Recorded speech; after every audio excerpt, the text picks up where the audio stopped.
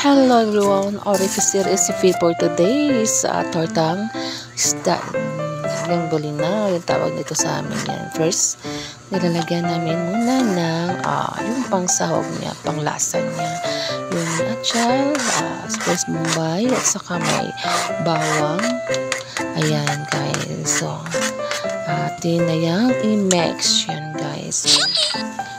Yan, nilagyan muna natin ng kunting flour or harina at saka nilalagyan natin ng kunting paminta at saka asin, saka yung toyo. Ayan guys, para may lasa naman yung ulam natin, yung recipe natin.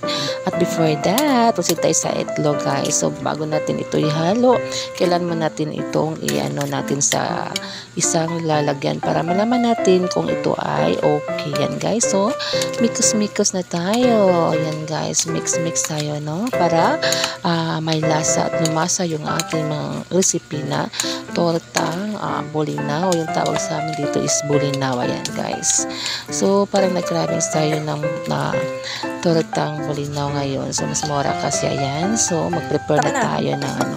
So maglagyan muna naman natin ng konting sugar kasi hindi tayo naglagay ng pang ano yung mga bitchin. Yun guys, so nag-prepare na tayo ng mantika. Ayan, proceed na tayo.